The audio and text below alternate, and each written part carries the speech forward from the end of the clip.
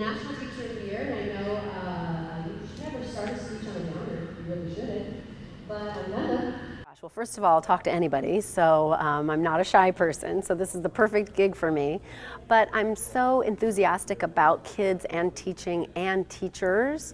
And this idea of educating all Americans in a public school setting is really important to me. So I love the opportunity to get out and meet people who are doing the same work and to remind them how important they are. It's so easy as a teacher to get sort of bogged down or isolated or to feel beaten down because the challenges really are enormous. And as much as the kids inspire and motivate you to bring your best to class every day, emotionally and physically, it's easy to get worn down and to feel like everyone's against you or that it's only you and you're alone. And so to get to bring word to them that, you know, I see you, I see the work that you're doing and the incredible efforts that you're making, and you're so important. And please don't forget that, and that you're such a bright light in the lives of your kids. And just to remind them of that impact that they're having is so much fun for me to get to do that.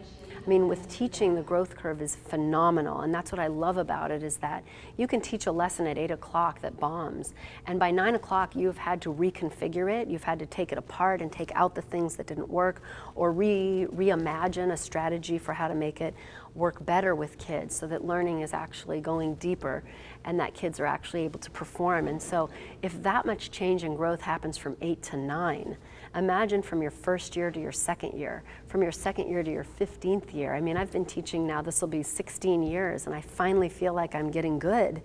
And that's a crazy thing, because if I still feel like I'm such a work in progress and I'm the National Teacher of the Year, my goodness, that means that for our entire careers, this is a growth model. This is a profession that just offers you so much in the way of growing and changing. And that's a great mindset to take into classrooms so that kids stay learners their whole lives. I think that this year of recognition for me that has allowed me to travel as widely as I have and see different systems in different countries and in different states that are working, and different approaches that communities take to educating kids and to providing opportunities and resources is fundamental for every teacher to have.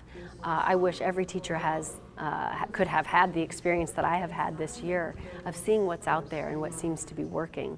I think the idea of handpicking students that are working at the top of their, ambitions and their abilities in colleges is a very smart thing to do to help prepare them to become teachers, and then to give them that global exposure and experience is going to make them that much more impactful and empowered in the classroom.